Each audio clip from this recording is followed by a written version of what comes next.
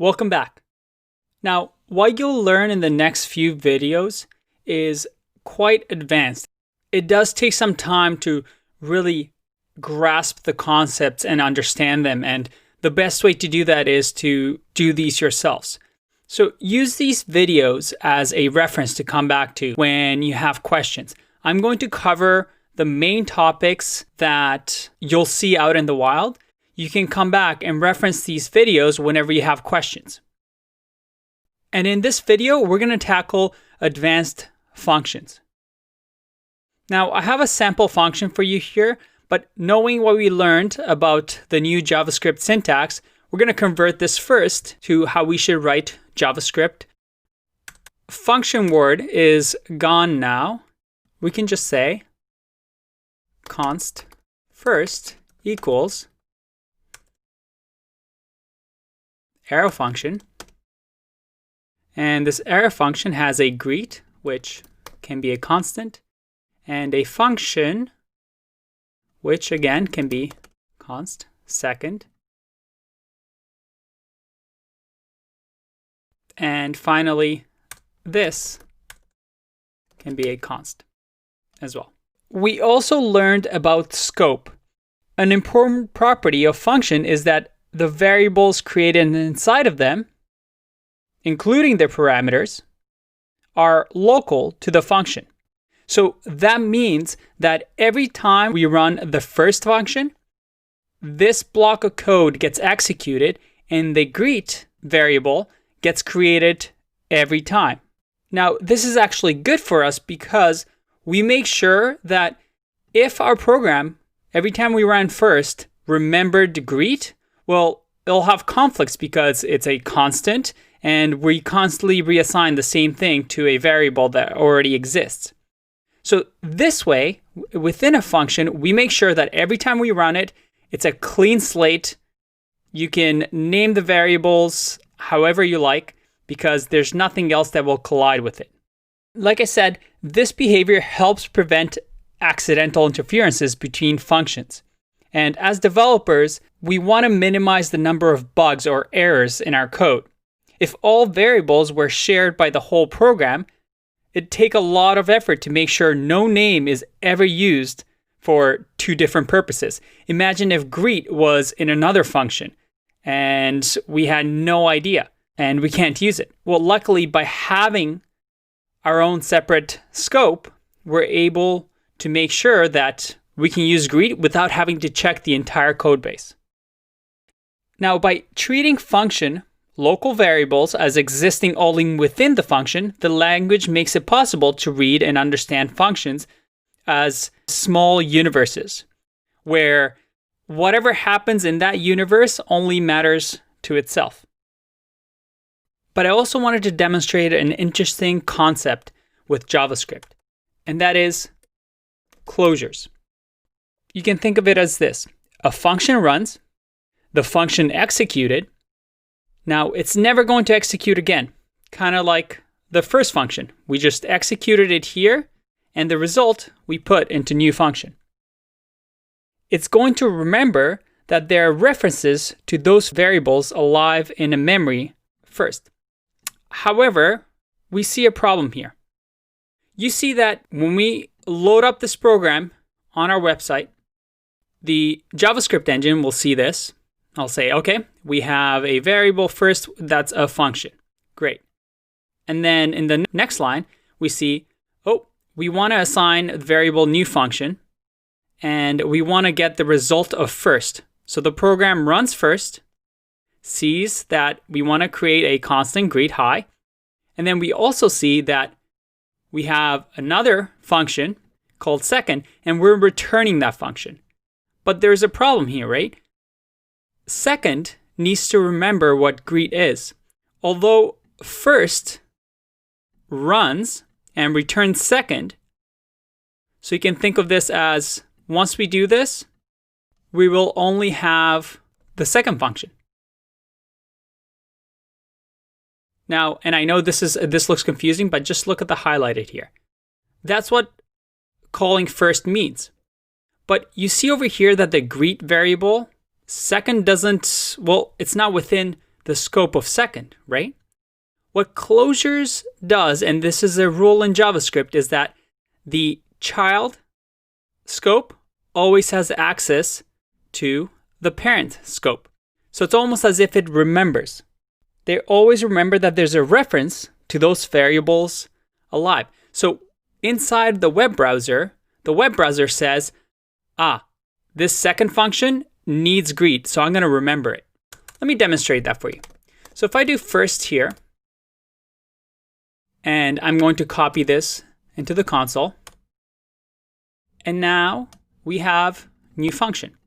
If I run new function, I get hi.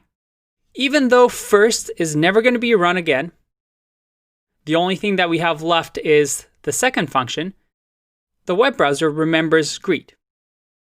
Again, this is a confusing concept when you hear it for the first time, but like I said, just remember, closures is just saying a function ran, the function executed, it's never going to execute again,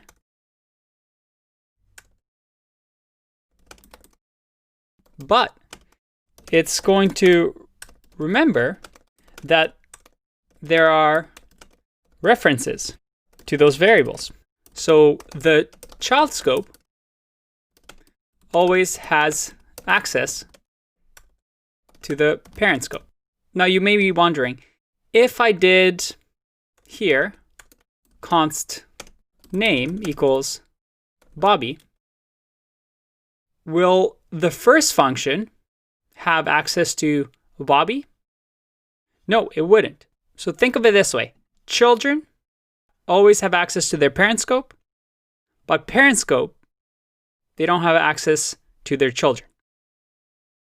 All right, let's get into a few more things. Next, we're going to talk about currying.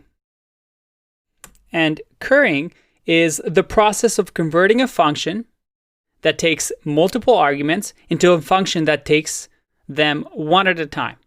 Let's see what I mean. We have a function here, we'll call it multiply. And multiply accepts two parameters. And again, we're using our new function syntax. We'll say A multiplies B. Now, currying means we're changing this function to only accept one parameter at a time. So that means we do curried multiply equals A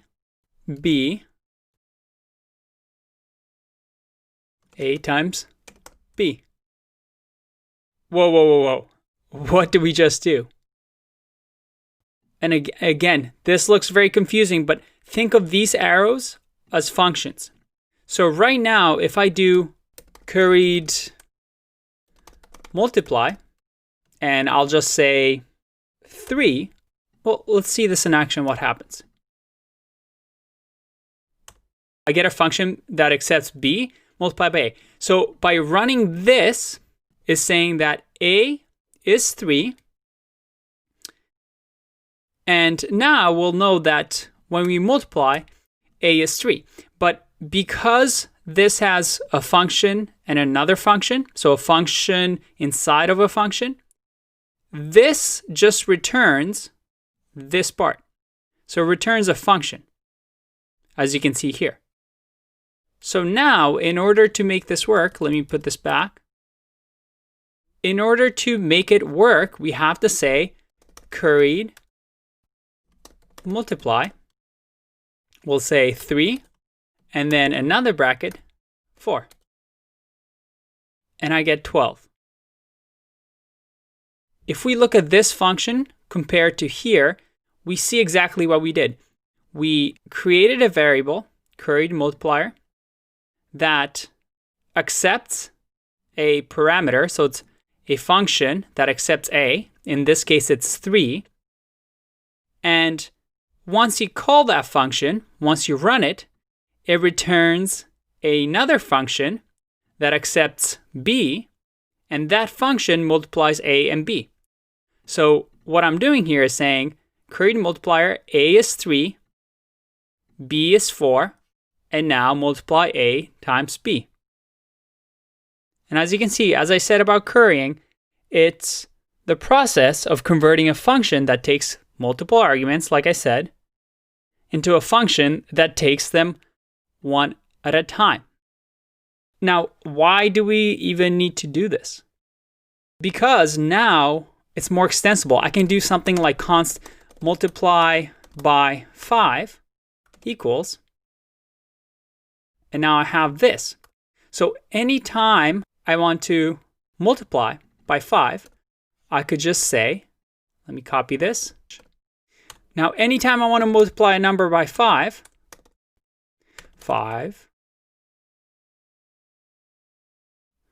10, and now I have this function that was created that always multiplies things by 5, which is very cool. All right, we're going to get into one more thing, and then I promise I'll make your head stop hurting. It's called compose. And compose is the act of putting two functions together to form a third function where the output of one function is the input of the other. Even me saying that, I'm like, what did I just say? So let's write this down. A compose looks like this. Let's say f and g, parameters f and g, return a function that takes parameter a, that returns a function that has this. Holy moly. And if you look at this and you have no idea what's going on, this is something that takes years for some to get. It is really, really advanced stuff. But if you're able to understand the inner workings of this, you can pretty much do anything. Let's give it a go. What is happening here? Well, it looks like, looking at f and g, it looks like f is a function because, well, we have the brackets. It even highlights it in blue for you. And g is also a function. If I had a sum function that let's say takes a number and just adds 1. What we can do with compose is I can say compose, again, we have the function here, sum, so both f and g are sum. And now, because it takes another bracket, I can say 5. All right, so let's run this and then we can go step by step to show you what it does. I get 7. So why is that? Well, let's take it one by one. If both f and g are sum and a is 5, we look at what the function returns. And because, again, we have two brackets, we're executing the first part of the function, which returns us another function, which is this. And within it, we give the a 5. So when this function runs, it says a is 5. Okay. And then let's run the inner function, g. In this case, it's sum. So if you remember, sum is just saying, give me 5, and then 5 plus 1. So now this changes to 6. And then finally, the f function runs, which is, again, sum. And this says sum is giving me 6. So 6 plus 1 is 7. And this whole thing returns 7. Whew. All right, that was a whole ton of stuff. But I want you to remember these 3 key words, because when you get to advanced JavaScript, functions are really, really important. You'll hear words like closures and currying and compose a lot. And you'll find tools and libraries that use these heavily. Now, you don't need to know the definition of them. You just need to be able to read a piece of code and understand what's going on. And this is why I like showing you this. Although it's really advanced and very hard to grasp, by understanding the step-by-step process of how a function works, this is really useful because now when you encounter this in the wild, you'll understand how everything works. Now, to finish off this function section, I want to tell you the most important thing that you can do as a web developer when creating code. And that is the idea of avoiding side effects and functional purity. What does that mean? Well, let's go back to my diagram here. You might remember this from the first part where we said a input is, well, we give a function input of some sort. It could be an empty input or it could have parameters like 5 and 10. A function does something that we define. It has its own scope. Remember, it's its own universe. It could have console log. It could do a bunch of stuff. And then it asks, am I returning anything? You can, this should be undefined. So you can return a value, or if it doesn't return anything, it just does undefined. Now, the two words that I just said, side effects and functional purity. Well, side effects are any of these things. Any of actions that happen inside of the function that we don't really know anything about. If it interacts or reads or writes to an external variable, for example, or console logs, well, that's a side effect. If we change here a variable 1, a equals 1, and then I have a function that changes a, well, that's a side effect. That's something that the function's doing to affect the outside world. Remember, we want to think of functions as its own universe. And if it starts affecting the outside world, I mean, it's not the end of the world. We've done console log before. We've done this before. But it is good practice to avoid these side effects. And by avoiding these side effects, we have something called functional purity. And functional purity is a concept where we say, in order for us to write really, really good programs, we want to avoid side effects. And we always want to return so that this and this are gone. And we always return something. And what's the power in this? By avoiding side effects and always returning, we create something that we call deterministic. And deterministic is a word that you may have heard. It means that no matter what, if my inputs, let's say 5 and 10, go through this function, this little universe, the return value will be always the same. Let me say that again. The input, whatever we put in the parameters, whether it's empty or it has certain parameters, it always returns. If we run this 1,000 times, it always returns the same value. That's determinism. It's a very important concept, and that's a key principle in avoiding bugs. Because if this function always does the same thing, well, then you know exactly what it does and you won't have random errors popping out here and there. That's what I want to leave you with. Although this is not the law, and you'll find code bases that will have a lot of side effects, there's going to be a lot of things happening inside functions that maybe even affect variables that live outside of a function.